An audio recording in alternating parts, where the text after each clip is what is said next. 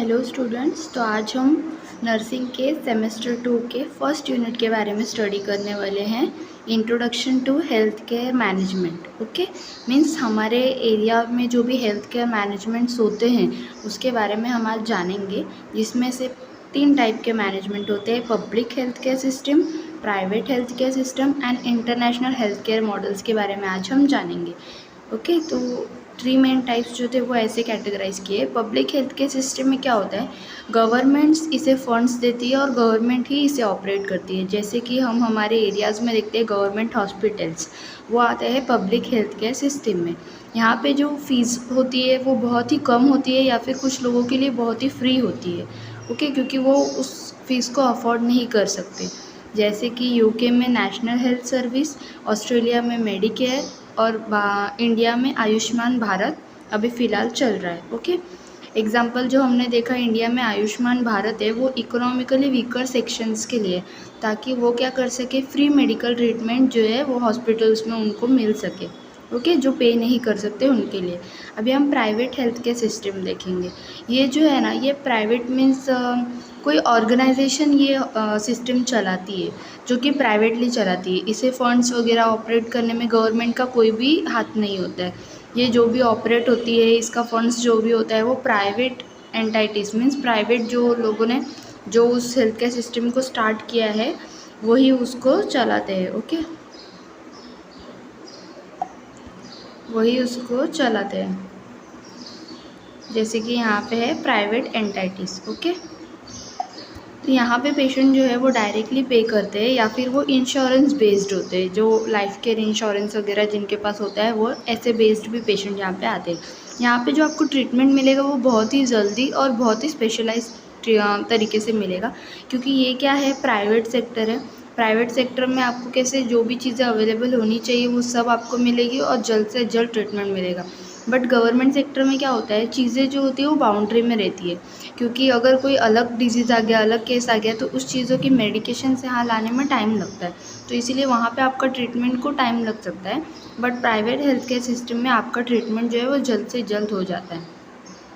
अब हम इसके एग्जांपल देखें तो यूनाइटेड स्टेट्स में जो प्राइवेट इंश्योरेंस कंपनी है, जैसे कि ब्लू क्रॉस, ब्लू शील्ड, ये क्या करती है, कवरेज प्रोवाइड करती है। जैसे कि वो साल का आपको 5 लाख का कवरेज प्रोवाइड करेगी कि अगर आपको कुछ भी हुआ तो 5 लाख तक जो खर्चा होगा आपका मेडिसिन वगैरह जो भी आपको ट्रीटमेंट का होगा वो ये कंपनीज प्रोवाइड करेगी। बट इसके लिए आपको हर महीने उनको इंश्योरेंस पे करना पड़ेगा। ओके, और यहाँ पे क्या होता है, पेशेंट जो होते हैं वो खुद के हॉस्पिटल्स और खुद के डॉक्टर चूज़ कर सकते हैं। ये प्राइवेट हेल्थ केयर सिस्टम में एक फ़ायदा होता है कि पेशेंट जो होते हैं उनको बाउंड्री नहीं होती कि आपको इसी हॉस्पिटल में जाना पड़ेगा, इसी डॉक्टर से ट्रीटमेंट लेना पड़ेगा।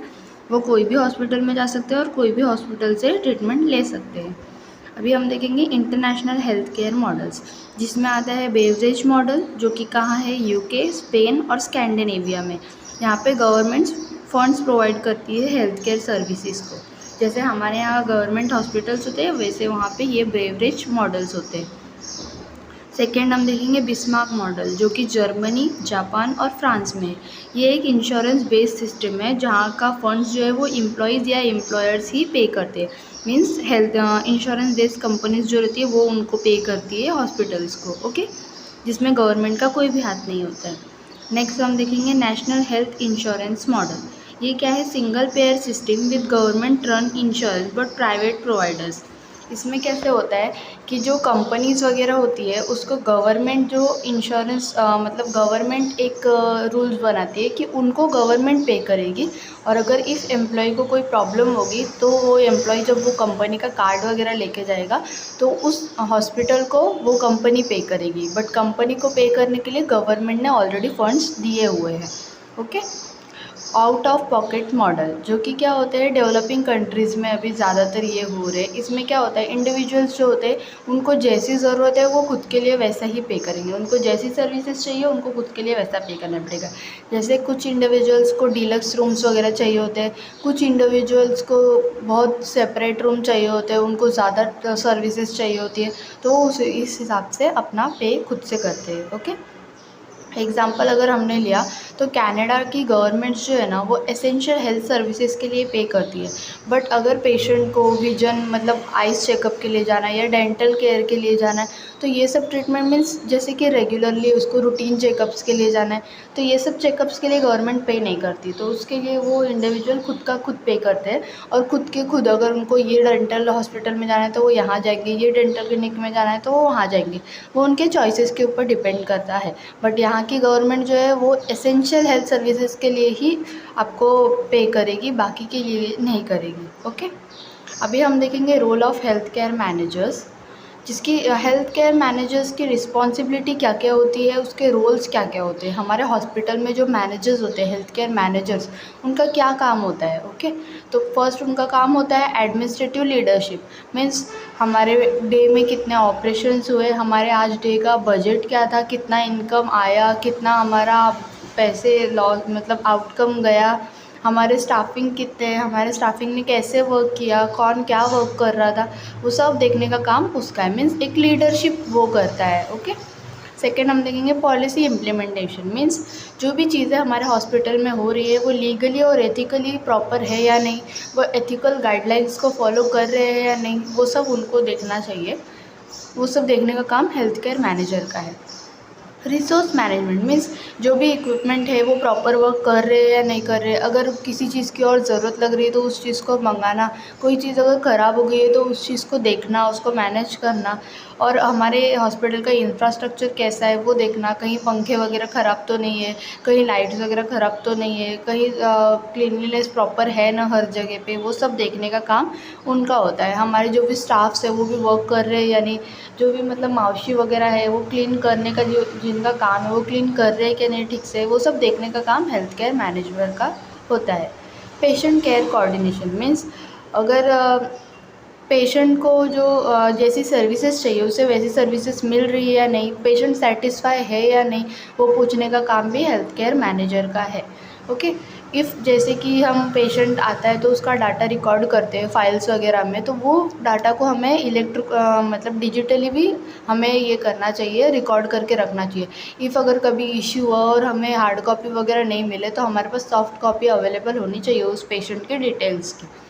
क्राइसिस मैनेजमेंट उसे आना चाहिए, इफ़ कोई इमरजेंसी सिचुएशन आ गई, कोई रिस्क आ गया या फिर कुछ प्रॉब्लम आ गई तो उसे उस सिचुएशन को हैंडल करने आना चाहिए प्रॉपरली।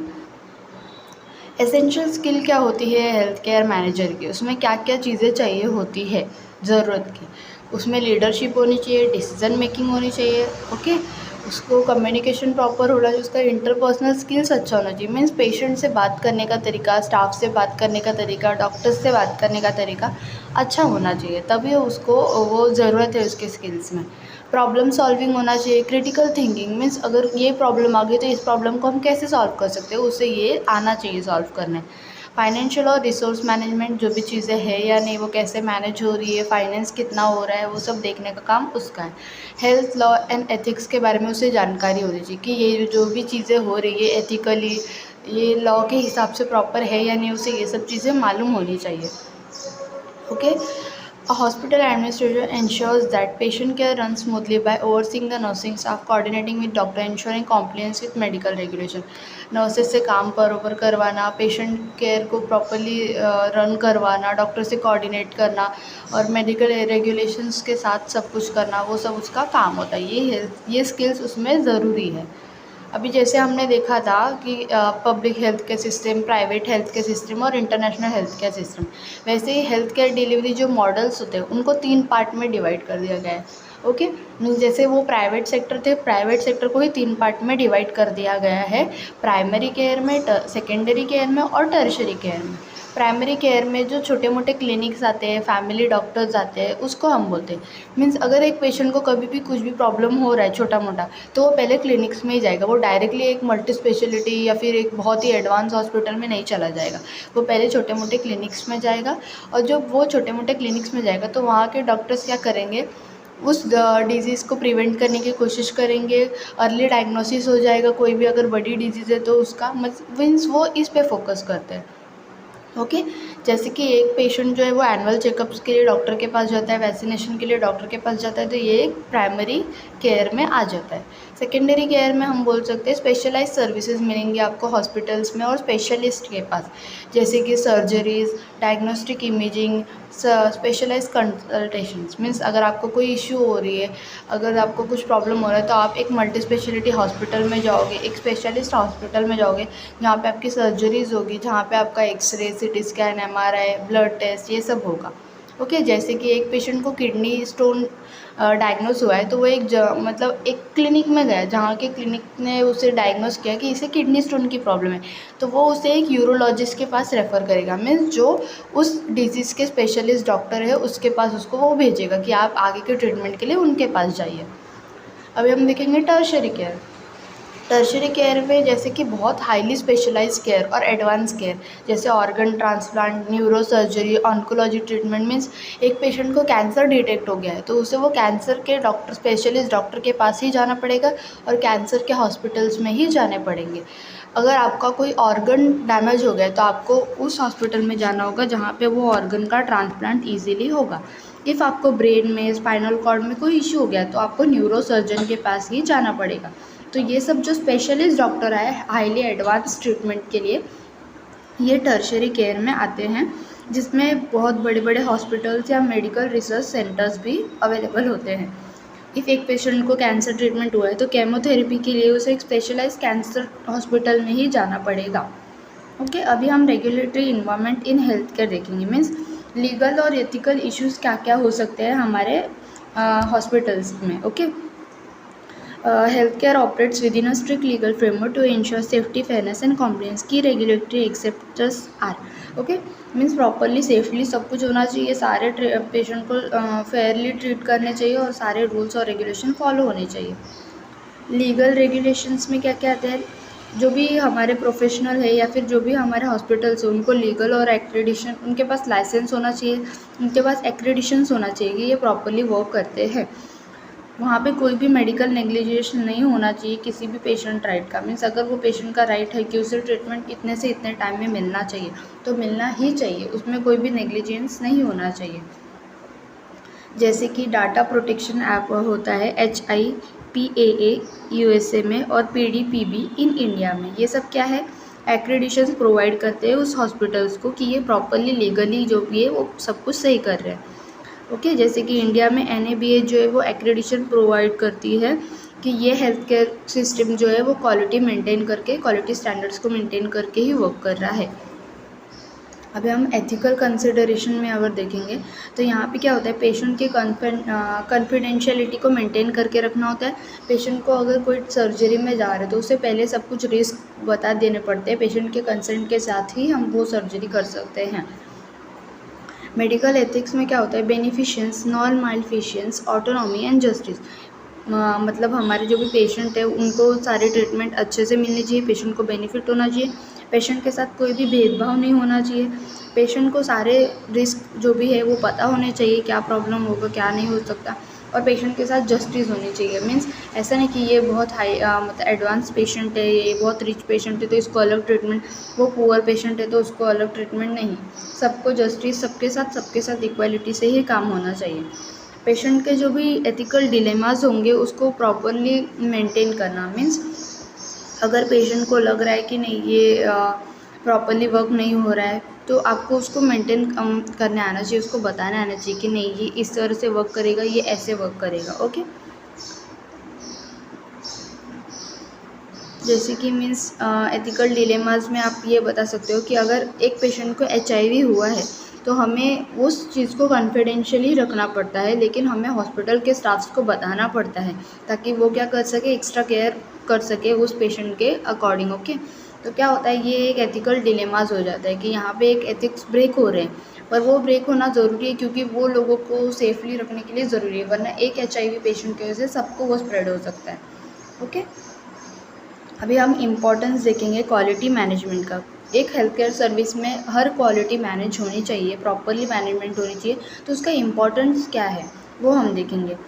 हेल्थ केयर सर्विसेज जो है वो सेफ़ होनी चाहिए, इफ़ेक्टिव होनी चाहिए और patient centre service. Means patient को ध्यान में रखती हुई उनकी सारी सर्विसेज अवेलेबल होनी चाहिए। जैसे कि उनके पास एक्रेडिशंस होने चाहिए और वो स्टैंडर्ड चीज़ों को ही मेंटेन करे। Means JCI, NABH and ISO standard को वो मेंटेन करके चलने चाहिए। उनके पास ये सब के एक्रेडिशंस होने चाहिए हर हॉस्पिटल के पास। Okay, next patient safety protocol, reducing medical errors, infection control, providing care system. Means patient को मेडिकली कोई भी प्रॉब्लम ना हो, इन्फेक्शन कंट्रोल हो जाए और प्रॉपरली केयर स्टैंडर्ड मेंटेन हो जाए, इंप्रूव होते रहे। ओके, पेशेंट से कंटिन्यूस आपको फीडबैक्स लेते रहने हैं, आपको ऑडिट्स रेगुलरली करते रहने हैं, स्टाफ को ट्रेनिंग देती रहनी है, क्योंकि हर चीज़, कोई भी डिजीज़ जब न्यू आती है तो स्टाफ्स को उसके बारे में ट्रेनिंग देनी पड़ती है, क्योंकि डिजीज़ आते ही रहेंगे और कोई भी ऐसा स्टाफ नहीं होगा जिसको सारी डिजीज़ के बारे में पहले से पता होगा। न्यू डिजीज़ आएंगी तो आपको उस स्टाफ को ट्रेन करना पड़ेगा न्यू डिजीज़ के लिए। आपका परफॉर्मेंस मैट्रिक्स होना चाहिए प्रॉपरली, मीन्स पेशेंट कितने बाहर जा रहे हैं, कैसे बाहर जा रहे हैं, पेशेंट कितने आ रहे हैं, हॉस्पिटल में रीएडमिशंस कितने हैं, मीन्स वही पेशेंट कितने बार वापस से विजिटिंग के लिए आ रहे हैं, सर्विस कैसी जा रही है हमारी, वो सब आपको प्रॉपरली मेंटेन करने आना चाहिए। मीन्स एक हॉस्पिटल में एक फीडबैक सिस्टम हर पेशेंट को देना चाहिए, ताकि उसे वो पता चल जाए कि यहाँ पे क्या क्या प्रॉब्लम्स है, यहाँ की क्या क्या चीज़ें अच्छी है, कंप्लेंट्स जो भी होंगे, सजेशंस जो भी होंगे, वो उस हॉस्पिटल को प्रॉपर और अच्छा बनाने में हेल्प करेंगे। ठीक है, थैंक यू।